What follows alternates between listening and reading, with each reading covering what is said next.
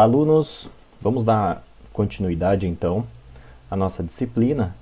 E nessa aula a gente vai conversar, então, sobre transformação genética microbiana. Então, basicamente, o que seria a engenharia genética ou a tecnologia do DNA recombinante? É o processo, né, o processo de clonagem molecular, na qual ele é resultado da combinação de um vetor, que vai ser a molécula que vai carregar um determinado inserto, né? E essa combinação, né, dessas duas moléculas, de um vetor e de um determinado inserto, que pode ser, por exemplo, um gene, né, um gene de interesse, vai gerar para nós uma molécula de DNA recombinante. Bom, então a primeira etapa aqui, né, de qualquer processo de engenharia genética, né, incluindo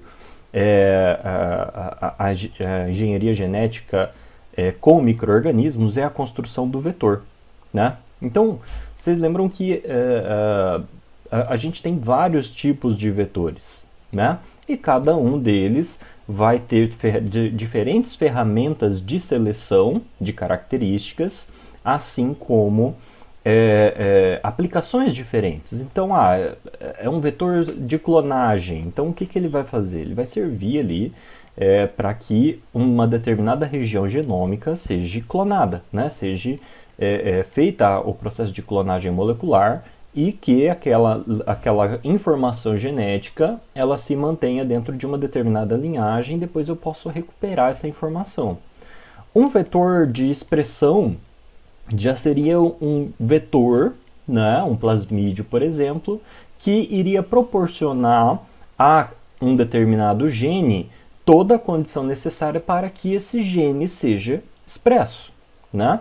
Então, né, dentre os vetores, né, nós vamos ter os vírus, plasmídios, cromossomos artificiais de levedura, cromossomos artificiais de bactérias, né, vetores binários de transformação. Então, são os vetores para cada atividade, né, a gente vai ter que analisar os diversos vetores que nós temos disponíveis, né, e observar, né, qual daqueles melhor me traria um determinado resultado, né, qual daqueles melhor se encaixaria dentro do trabalho que eu quero estar realizando, né? Então a gente tem que dar uma olhadinha em quais são as características, se ele vai funcionar bem para a bactéria que eu estou trabalhando, se ele vai funcionar depois para para uma célula de um fungo, né? Como que vai ser o funcionamento. Então a gente tem que pensar bem nas informações que ali estão contidas e tentar encaixar dentro do nosso objetivo, do nosso projeto ali de pesquisa na qual vai estar sendo realizado, né? Bom, aqui então a gente tem dois vetores clássicos, como por exemplo o plasmídio PBR322, né, que é aquele plasmídio que traz a informação, né, os genes de resistência a dois antibióticos, como a ampicilina e a tetraciclina, né, onde eu vou estar inserindo, né, dentro de um desses genes de resistência o meu inserto, né, a minha molécula de interesse ali, que vai ser depois transformada em uma célula bacteriana, né? Então, se ele for inserido, né, cortado, né, montado com adaptadores específicos para enzima de restrição PSL1, o que vai acontecer? Eu vou ter uma linearização do meu plasmídio nessa região da PSL1, né? E o meu inserto vai se inserir no meio do gene de resistência à ampicilina, desligando-o, né? Ou seja, bactérias que receberem o plasmídio recombinante PBR322 não vão possuir mais resistência à ampicilina, apenas a tetraciclina. Então, é uma forma da gente estar selecionando. Então, cresceu em tetraciclina? Legal, tem o plasmídio. Não cresceu em ampicilina? Mais legal ainda, porque ele tem o plasmídio e é um plasmídio recombinante, né? Mesma situação lá no PUC18. Né? O PUC18 era aquele plasmídio que nós tínhamos o Operon-Lac, né? Então, que Depois a gente colocava juntamente com o X-Gal e formava lá as nossas colônias azuis, caso o Operon LAC ali tivesse íntegro, né? Então, cada um desses plasmídeos vão ter as suas características e a gente tem que analisar se essas características vão me permitir uma seleção ideal para uma seleção e o funcionamento também, né, dependendo de qual for o meu objetivo lá para o meu micro-organismo que eu estou fazendo essa manipulação genética, né? Olha só, aqui a gente tem novamente, né, qual seria a estrutura, né, de um cassete de expressão, né? Então, o que eu tenho lá no meu gene, né? Qual que é a necessidade de um gene para ele ser funcional? Tem que ter o meu sítio promotor, né, minha região promotora. Aqui, em pretinho, é um sítio de restrição, né, onde a gente faz o processo de hibridização e recombinação dessas moléculas, né? Então, eu tenho lá o meu vetor de transcrição, né, que ele possui uma região promotora e uma região de término de transcrição, e ele possui o mesmo R-site aqui, né, ou seja, o mesmo sítio de restrição que eu tenho nas extremidades do meu gene, né, da minha região codante. Ou seja, vou cortar aqui com a enzima A, aqui com a enzima A e aqui com uma enzima A. Ou seja, os sítios são iguais. Dessa forma, a gente vai poder inserir esse gene nessa região específica e construo todo o meu cassete de expressão, que ele é composto por uma região promotora, um sítio RBS, que é um sítio de ligação para ribossomos, meu códon de início, né, para metionina, a região codante e um sítio de término, né, um códon de término de tradução proteica e um sítio de término de transcrição. Então eu tenho que pensar nas duas etapas ali, né, tanto na transcrição como na tradução, né, eu tenho que ter toda a estrutura funcional ali para o meu gene funcionar de maneira correta, né? E aí a gente conversou também, né, da possibilidade de usar promotores duplos, né, um dual promoter. Então, olha só, aqui eu tenho um cassete de expressão 1 e o cassete de expressão 2, né, onde eu tenho lá minhas regiões promotoras e o meu sítio de término. Por que eu tenho isso daqui? Eu nunca sei qual que vai ser o local onde o local e a orientação que o meu gene vai entrar nesse sítio aqui. Então ele pode entrar numa posição onde o códon de início fique mais próximo da minha região P1, consequentemente,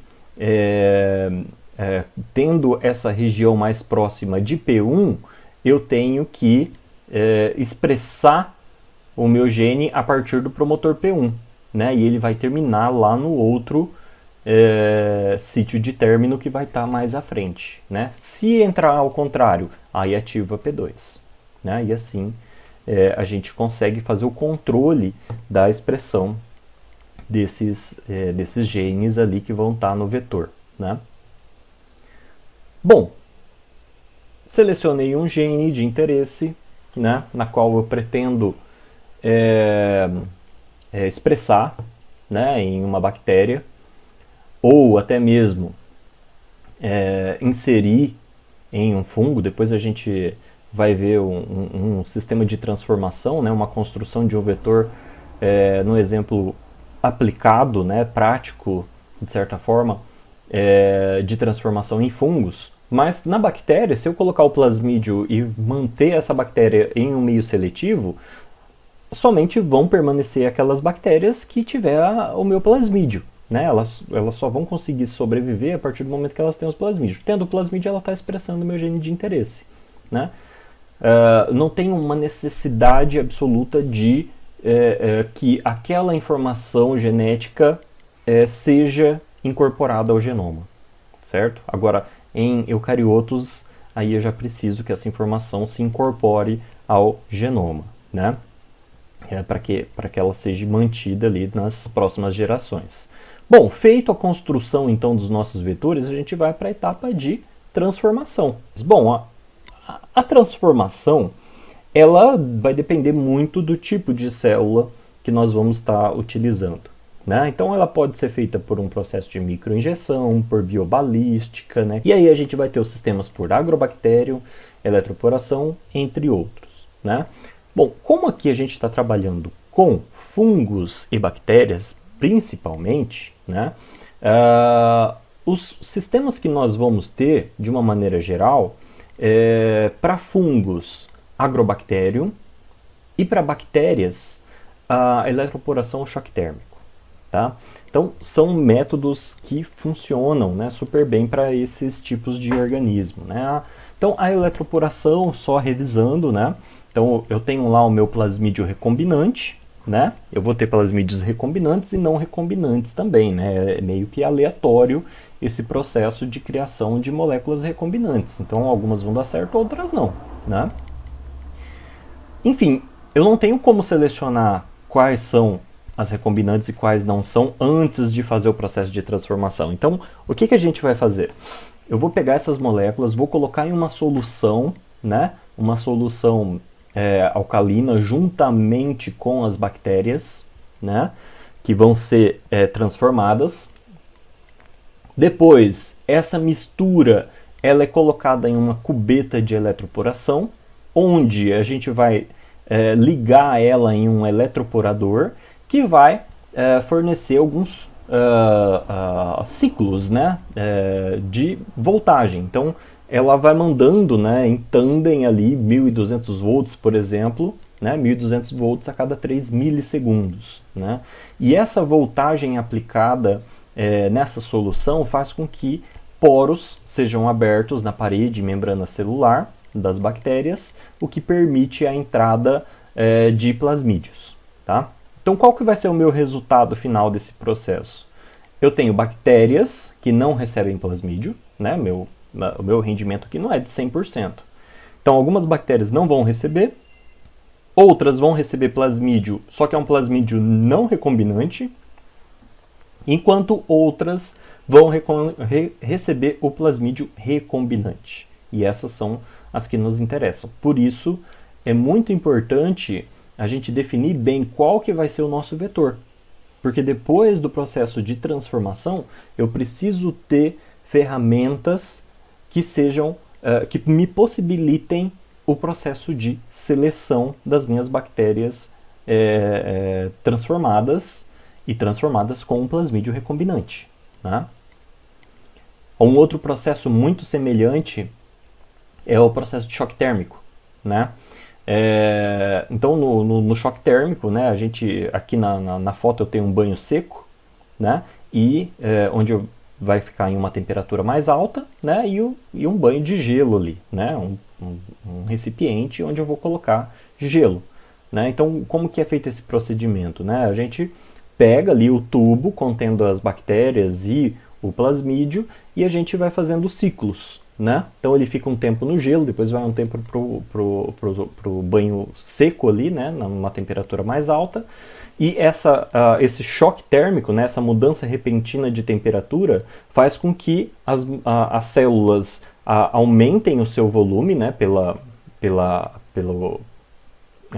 própria temperatura. Né? Então esse aumento repentino, né? Ele cria uma diferença, acaba criando uma diferença de pressão entre o exterior e o interior da célula, e essa mudança repentina ela acaba também criando poros na parede e membrana celular, o que também permite, de uma forma muito semelhante à eletroporação, permite a entrada de material genético para o interior dessas células. Uma outra forma de transformação é utilizando vírus. Né? Os vírus, né, a gente viu no processo de transfecção, ele pode, né, incorporar então o seu material genético lá nas células bacterianas. Né? Mas, além disso, né, eu posso fazer uma manipulação genética do material genômico viral. Né? Uma vez que eu altero a informação genética do vírus, né, por exemplo, eu posso deixar ele, de certa forma, inativo, né? de forma com que ele consiga inserir aquelas informações genéticas nas células bacterianas, e essa informação ela vai ser incorporada ao genoma e não vai causar danos suficientes ali, por exemplo, para acabar com a minha população de bactérias, né? E aí, a partir disso, desse processo de transformação com os vírus, eu começo a selecionar bactérias que receberam aquela informação alvo, né? E que estão agora produzindo ou deixando de produzir uma determinada substância do meu interesse. E temos também a Agrobacterium tumefaciens, né, que também nós discutimos um pouquinho sobre ela, né? Então, uma bactéria fitopatogênica, causa a galha, né, ali nas suas plantas hospedeiras, né? E ela possui aquele sistema bem interessante de infecção, né? Onde eu tenho um vetor, né, o Plasmídio T, e nesse Plasmídio T a gente tem uma série de genes e proteínas que são sintetizadas pela região Vir, que atuam na transferência daquela outra região do Plasmídio T, que é o que a gente chama de tDNA, né, ou DNA de transferência.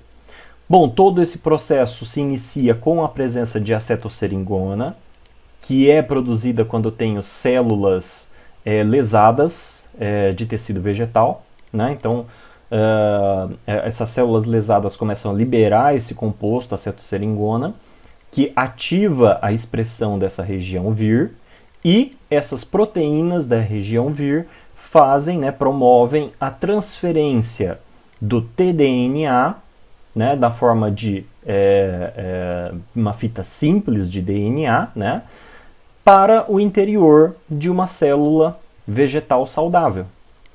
E uma vez no citoplasma, esse DNA ele é direcionado para o núcleo e incorporado ao genoma daquela célula. Lá ele começa a sintetizar auxinas, citocininas e opinas, né? As opinas vão servir ali vão ser metabolizadas pela agrobactéria, né, como fonte de nutrientes. As citocininas e auxinas vão desregular o crescimento dessa célula e ela vai começar a se duplicar. E se duplicar de uma forma descontrolada, formando tumores, né? Exatamente, são tumores que elas vão se formando. E todas essas células provenientes dessa célula inicial, elas possuem também essa informação. Ou seja, todas aquelas células estão sintetizando opinas.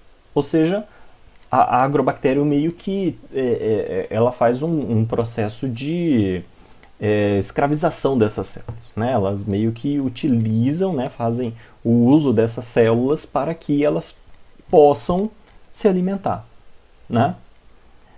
Bom, qual que é a sacada aqui, né, que a gente já viu também?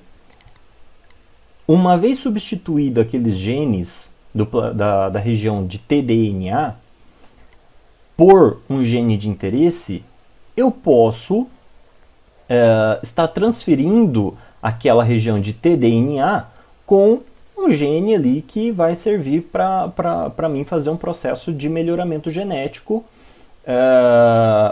em uma planta ou em um fungo, né? E é aqui que entra a nossa modificação, né?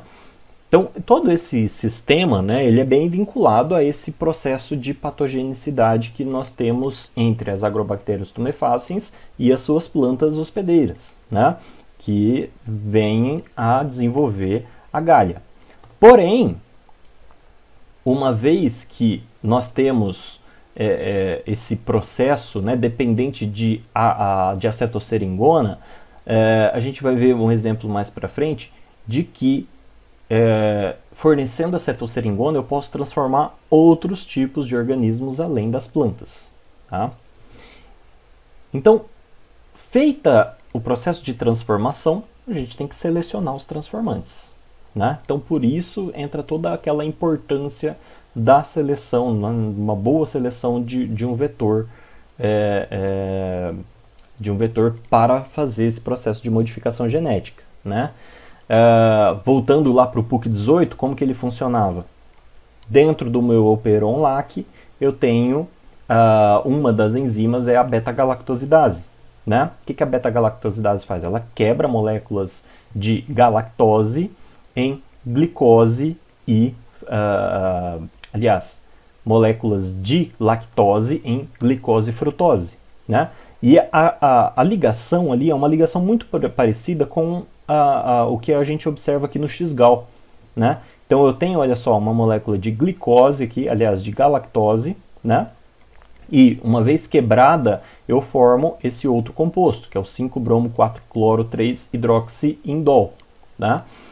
Esse composto sofre oxidação e ele se dimeriza. E quando ele dimeriza, ele forma um precipitado azul, né? Um corante azul. Então o que acontece? Se eu tenho uma bactéria que possui o PUC18 cultivada em um meio que tem X-gal, ela está expressando beta-galactosidase. Né? Se ela está expressando a beta-galactosidase, ela vai quebrar essa molécula, o X-gal, e vai formar uma cor azul. Só que lá no meu Operon-Lac eu tenho essa região de polylinker, né? E como vocês devem lembrar, essas siglas aqui é muito característico de quê? Enzimas de restrição, ou seja, são sítios específicos mapeados de corte para enzimas de restrição, na qual eu vou poder estar utilizando para colocar um determinado inserto, um gene. Né? Então, eu estou trabalhando com a EcoR1, né? Então eu vou linearizar o meu PUC18 aqui com a EcoR1, né? E ele vai ser inserido bem nessa região de polylinker. O que acontece? Inserido alguma coisa aqui nessa região de polylinker, eu inativo a minha beta-galactosidase. Eu quebro o gene para beta-galactosidase. E aí, não quebro mais o meu X-gal. Não quebrando o X-gal, não tenho formação do corante azul. Né? Ou seja, tenho lá o meu vetor, né? E o meu inserto. Quais são as possibilidades? Esse inserto entra onde ele tem que entrar, né? Que é ali no meu polylinker. O meu inserto pode entrar em uma outra região, né? Pode acontecer erros desse sentido, né? Lá no meu plasmídio. Ou ele simplesmente não entra em lugar nenhum. Certo? Então, olha só, eu tenho o meu inserto lá no meio do meu LAC-Z, que é essa região azulzinha. Eu tenho o meu inserto sendo inserido fora da minha região LAC-Z. E eu tenho o vetor sem nenhum inserto. Né? Algo que pode também acontecer. No processo, então, de transformação genética, né, esses vetores vão ser transformados dentro de uma célula bacteriana, né, onde elas vão estar recebendo esses plasmídios ou não. Né? Uma vez que elas recebem, eu posso ter essas três possibilidades. Então, o que acontece? Inserto na região LAC-Z. Interrompi beta-galactosidase. O que acontece? Não quebro o X-gal. Minhas colônias ficam brancas ou da cor natural delas. Meu inserto fora do LAC-Z, mas está lá no plasmídio. O que vai acontecer? Beta-galactosidase ativa, vai quebrar o X-gal, colônias azuis. Então, não tenho garantia nenhuma de que aquelas colônias ali são realmente transformantes carregando o meu inserto, né? Que eu não consigo comprovar. E se ela não tiver inserto, o que acontece? Vão também formar colônias azuis, né? Meu gene ali para beta-galactosidase está íntegro, mesma situação anterior, formam colônias azuis, né? Então, olha lá, feito o processo de transformação, eu vou plaquear, né? Espalho tudo isso na placa, deixo crescer e, ao final, eu vou analisar essa placa. Colônias azuis, não me interessa. Colônias branquinhas, me interessa. Né? Então, são aquelas que recebem o plasmídio, né? Então, esse meio também é um meio que contém um determinado antibiótico, né? Na qual o meu plasmídio vai oferecer resistência para essas bactérias, né? Frente àquele antibiótico. E elas estão com o gene para beta-galactosidase inativo. Se não tivessem, estariam azuis. Ou seja, alguma coisa entrou ali no meio e provavelmente é o nosso inserto de interesse. Tá? Olha só um exemplo prático de um trabalho, né, de transformação genética em fungos, utilizando a agrobactéria. Mas a agrobactéria é para planta, professor. Tá, mas a gente faz uma adaptação e ela vai funcionar para outros organismos também. Né? Então, esse trabalho aqui foi uma tese de doutorado, né, de uma aluna do PGB, né, que trabalhou lá com a gente no nosso laboratório. Bom, qual que foi o que ela fez aqui? Né? Ela utilizou uma linhagem, né, de um fungo endofítico, que era um Coletótricum, tá? A linhagem SL56, e ela utilizou uma Agrobacterium tumefaciens, a linhagem EHA105, que tem um plasmídio chamado PKAN-DS-Red. Tá? O que é esse DS-Red? É um gene para fluorescência, tá? Uma fluorescência vermelha. Tá? Bom, o sistema de transformação dessa Agrobacterium é um sistema de um vetor binário, ou seja, eu tenho o meu vetor que tem as informações de interesse e eu tenho um vetor auxiliar. Né? Vocês lembram que lá na Agrobacterium era apenas um vetor, né? Um plasmídio, aliás. Né? Então lá no meu plasmídio eu tinha a região T e a região vir, certo? Aqui, como o plasmídio ficaria muito grande, né, a gente coloca dois plasmídios. Né? Então eu tenho um plasmídio com uma resistência à canamicina, né, que é um antibiótico, e a região vir. E no outro, né, no plasmídio PKAN-DS-Red, eu tenho um gene de resistência à ampicilina. Então, olha só, a minha agrobactéria ela tem resistência a dois antibióticos obrigatoriamente, né, ampicilina e canamicina. Tá? Se eu colocar no meio de cultura apenas a canamicina, esse plasmídio que fornece resistência à ampicilina, ela pode se perder a qualquer momento, né? Porque a bactéria não vai sentir falta dele, né? Afinal de contas não tem ampicilina ali. Agora, se eu tirar a canamicina e deixar a ampicilina, esse daqui se mantém e eu perco a canamicina. Em algum momento eu vou perder esse plasmídio. Então toda vez que eu vou cultivar essa Agrobacterium tumefaciens EHA105, eu preciso colocar no meu meio de cultura ampicilina e canamicina. Tá? Então, obrigatoriamente, aquelas colônias que crescem, elas possuem os dois plasmídios. Né? Cada célula possui esses dois plasmídios no seu interior. E toda essa região aqui, ó, do meu PKAN, né, desse plasmídio PKAN-DS-Red, é uma adaptação daquela região de transferência, de tDNA. Né? Então, quais são os dois principais genes que eu tenho aqui? Ó? DS-Red, né? Que é o gene, é a proteína de fluorescência, e um gene de resistência a um antifúngico, né? Que é a higromicina. Tá? Então, olha só, qual que é o meu objetivo? Utilizar a Agrobacterium para transformar um fungo. Como que eu vou selecionar depois o fungo que é transformado?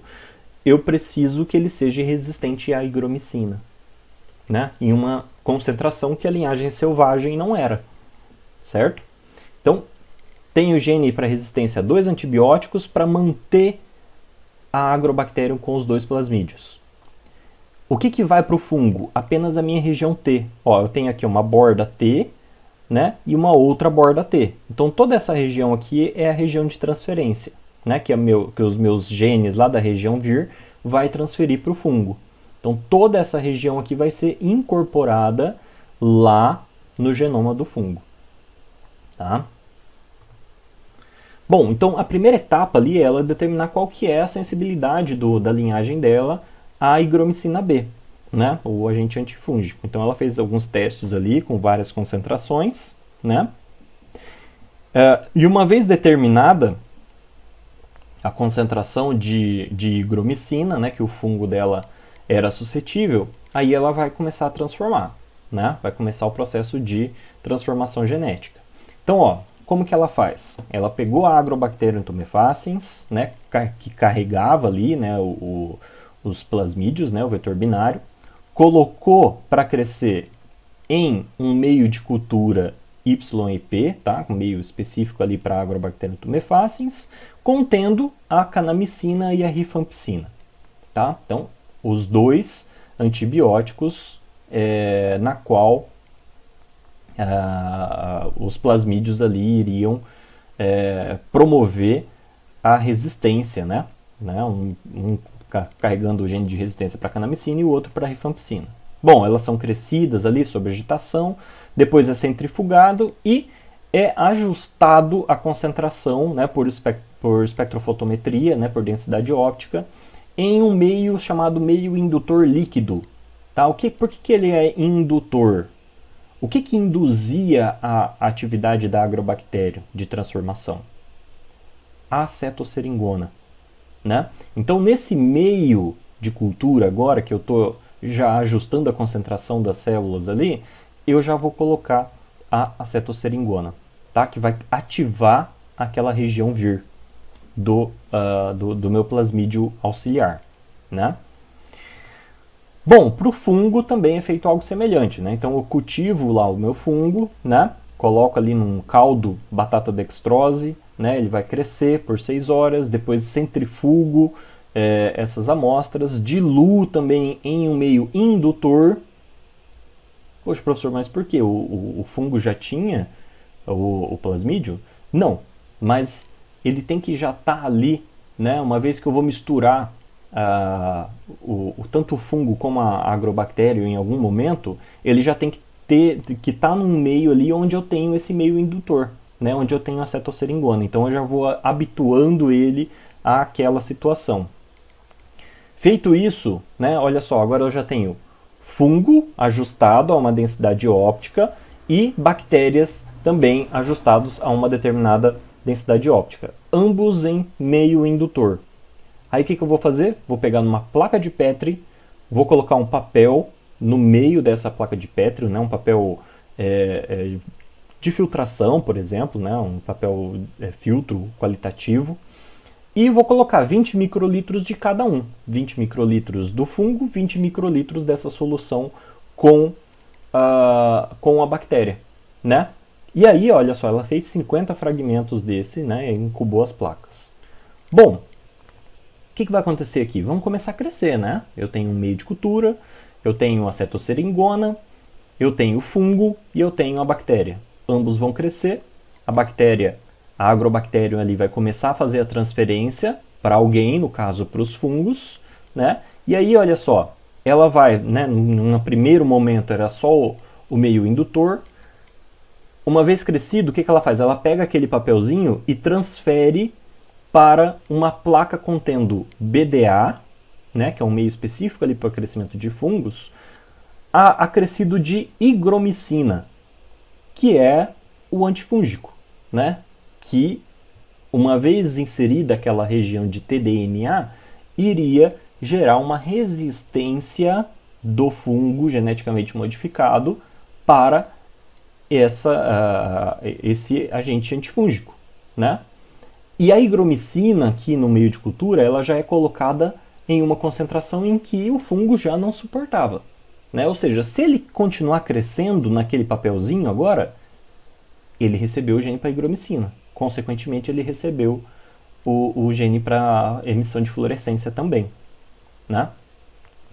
Depois, é colocado também um antibiótico, diferente daqueles outros dois que foram utilizados. No caso aqui, ela utilizou a cefoxitina sódica. Por quê? A bactéria, ela tinha resistência lá à canamicina, rifampicina, mas para a cefoxitina sódica não tem.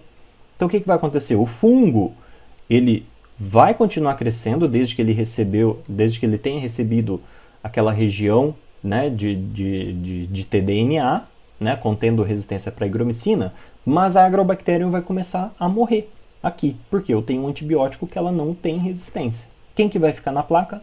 Apenas o fungo, né?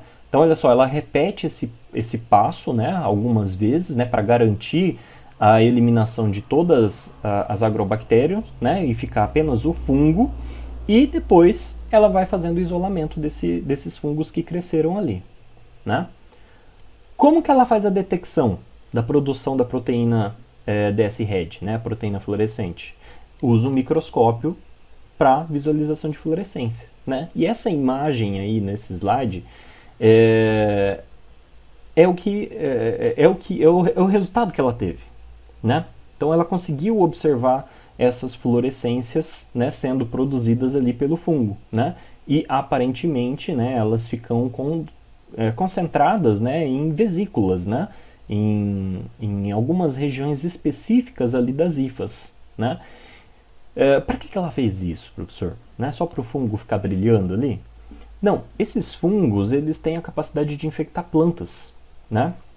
E pensando nessa capacidade, né, uma ferramenta que a gente pode estudar como que é o processo de infecção nas plantas, né, para futuramente pensar em soluções para alguns determinados problemas, principalmente em grandes cultivares, né,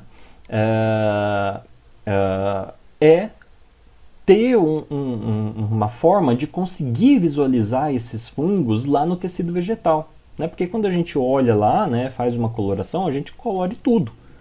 Né? Quando eu faço uma visualização no microscópio. Então fica difícil eu distinguir o que é vegetal e o que é fúngico. Então tendo essa marcação, né, com uma determinada fluorescência, facilita para a gente conseguir observar essas hifas. Né? Além disso, né, ela fez uma confirmação genética, né, fez um PCR lá do gene para higromicina, né, então fez toda uma amplificação ali de uma região específica e certificou quais eram as linhagens que ela obteve que carregavam aquela modificação genética. Né.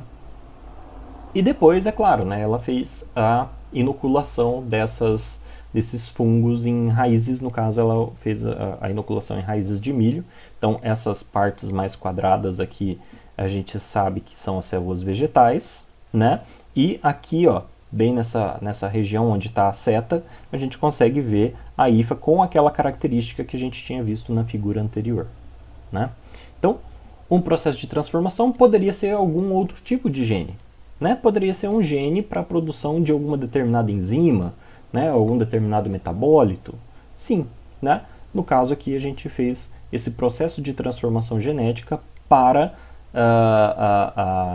a expressão desse gene do DS-RET, ok? Bom, no nosso momento atual, né, nós vivemos no momento CRISPR, né?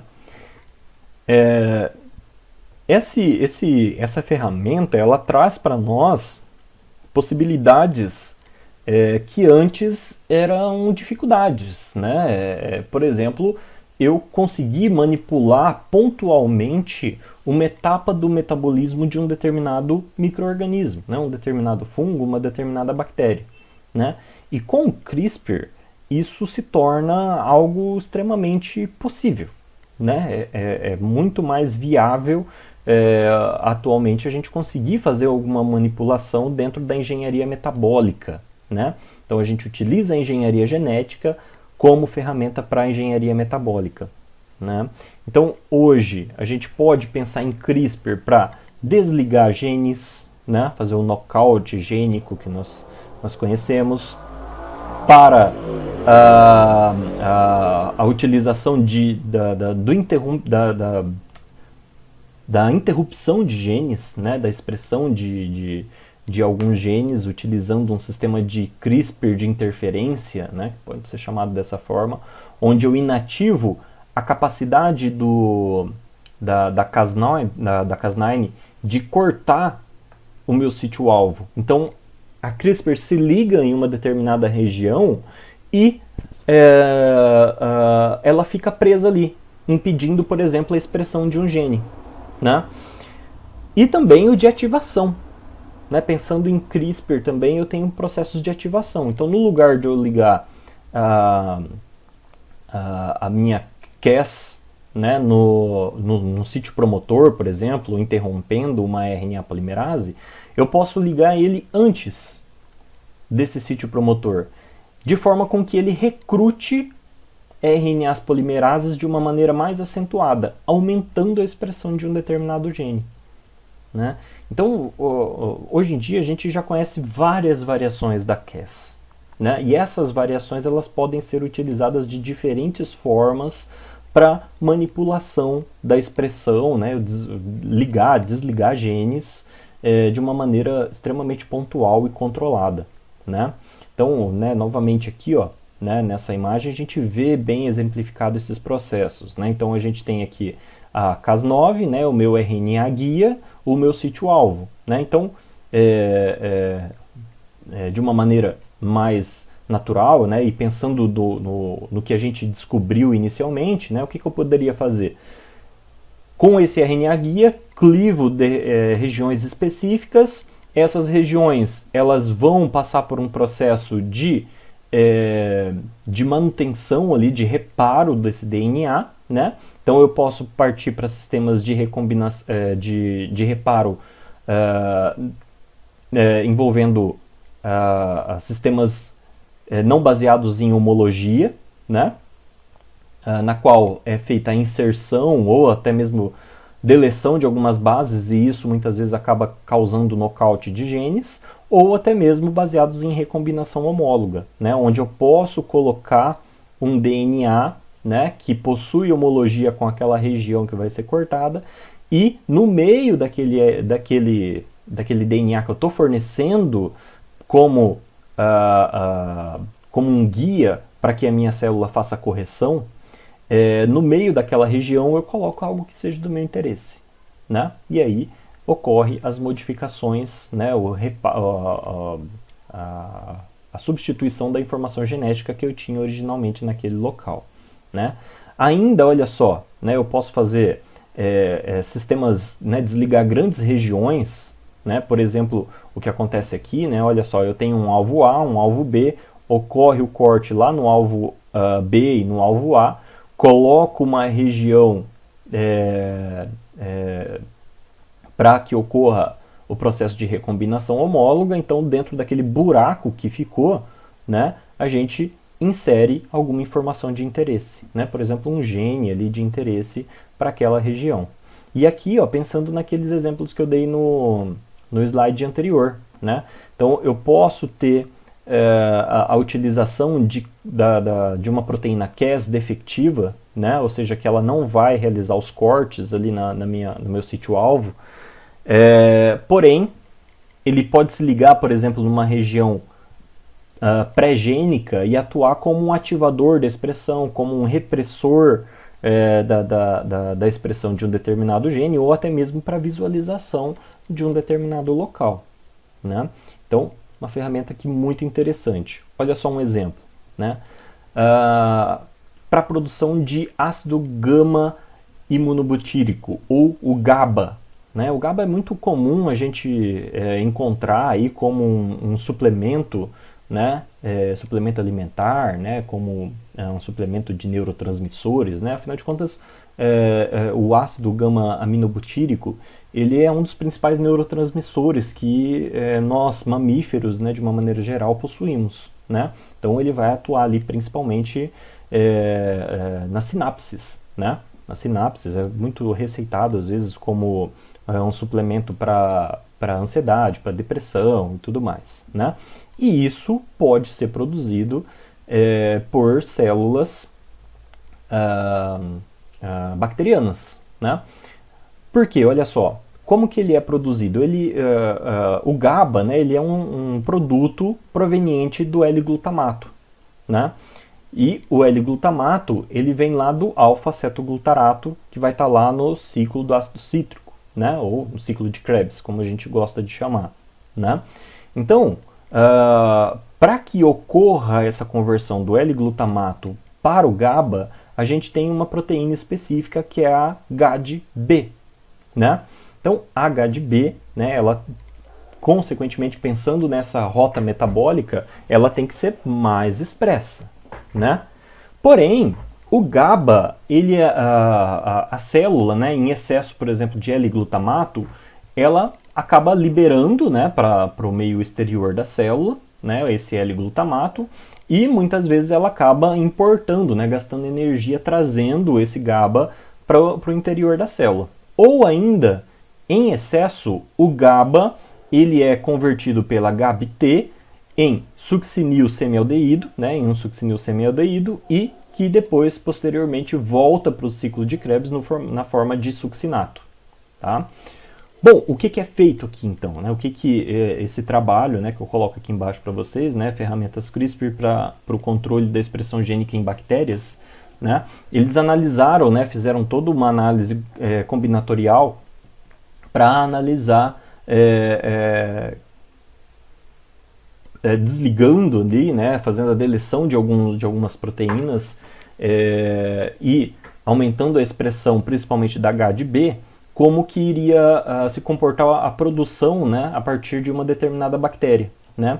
E aí, né, eles fazem toda a análise combinatória, né, e eles observaram que desligando a GABT, né, que é aquela que converte o GABA em succinil semialdeído, e, é claro, aumentando a expressão da GABB, né, que é a enzima que vai converter o L-glutamato em GABA, eu já tinha uma produção bem maior do que a minha linhagem normal, né, a minha linhagem selvagem.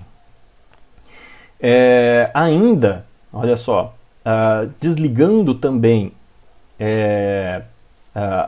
aquela proteína que eliminava o L-glutamato e, consequentemente, aquela também proteína que importava o GABA para o interior da célula, a recuperação também ela acabava sendo bem maior, né? E é claro, desligando também o GABT, certo? Por quê? Né? Por que isso aqui pode ser interessante, né, para a recuperação do produto? Porque uma vez que ele esteja fora da célula, o GABA, né, é muito mais fácil a gente ter um processo de recuperação mais simples. Se não, né, se toda vez ele ficar trazendo para o interior da célula e não mandar o GABA para fora, toda vez que eu for fazer a extração dessa molécula, eu vou precisar romper essas células, né? E esse processo de rompimento celular é uma etapa onde acaba prejudicando na purificação do meu produto final, né? Então, é algo que surge aí como interessante, né? Então, uma vez que a célula mandou para fora o GABA, ele vai ficar lá fora. E aí é legal, né? Bom, ainda, né, pensando em CRISPR, né, como que eu vou modificar uma bactéria, um fungo ali utilizando CRISPR, né? Bom, a gente tem algumas etapas, né? Então, a primeira coisa é construir o meu vetor de expressão, né? Assim como a gente viu anteriormente. Então, olha só, eu vou ter uma região promotora lá no meu vetor de expressão, né? Porque ele vai precisar expressar a Cas. Eu não vou colocar a Cas pronta lá na célula. Eu vou colocar um vetor que vai expressar a Cas, né? Além da Cas, eu vou ter que colocar o meu RNA guia e às vezes eu ainda vou precisar colocar a minha molécula, né? Que vai servir ali para o processo de recombinação homóloga nesse meu vetor, né? Então, todo esse processo de construção do meu vetor, né, ele tem que ser um vetor que ele vai adentrar a minha célula, né, e que vai ser funcional lá na minha célula. Ou seja, que vai produzir a Cas, que vai expressar o meu RNA guia, que vai expressar a minha região alvo, né, a minha região ali para o processo de recombinação homóloga e tudo mais, né? Então, feito isso, construir o meu vetor de expressão, aí eu vou fazer a transformação, né? Seja por choque térmico, seja por eletroporação, né? Seja por biobalística, enfim, né? E esse vetor vai adentrar essa nossa célula, né? Uma vez lá dentro, aí ela vai realizar o processo na qual a gente construiu aquele vetor, né? Então, eu construí ali uma Cas9 juntamente com um RNA guia, só que a minha Cas9 ela é uma defectiva. Então, o que vai acontecer? Aquele RNA guia vai levar essa Cas9 para um lugar onde ela vai ficar presa, ela não vai cortar ninguém ali, né? Então, ela vai ficar presa ali. Então, o que pode acontecer aqui? Ela pode inibir a expressão de um determinado gene, por exemplo. Ou ela vai ser funcional, aí ela corta e aí eu posso ou desligar aquele gene ou em um processo de reparo de DNA por recombinação homóloga eu faço alguma modificação naquele local específico onde ela fez o corte, né? E aí, como que a gente vai analisar? para ver se essa modificação funcionou? Bom, depende, né? Qual que é o meu objetivo? É para ela parar de produzir uma determinada enzima. Então eu preciso ver se aquela enzima está funcionando. Como que eu vou fazer isso? Depende, né? Depende de qual enzima que é. Então eu posso testar qual que é a atividade daquela enzima, né? Para ver se ela está tendo atividade, né? Então é para aumentar a produção de um determinado composto. Então eu preciso quantificar aquele composto, né? É para simplesmente fazer o nocaute ali de um gene, né? Então também vou precisar ver se aquele gene agora está sendo expresso ou não. Qual foi a modificação genética que aconteceu? Como que eu vou confirmar isso? Aí eu vou ter que sequenciar, né? Vou pegar aquela região alvo que eu tinha, vou fazer um PCR, e feito esse PCR, eu parto para um sequenciamento daquela região, certo?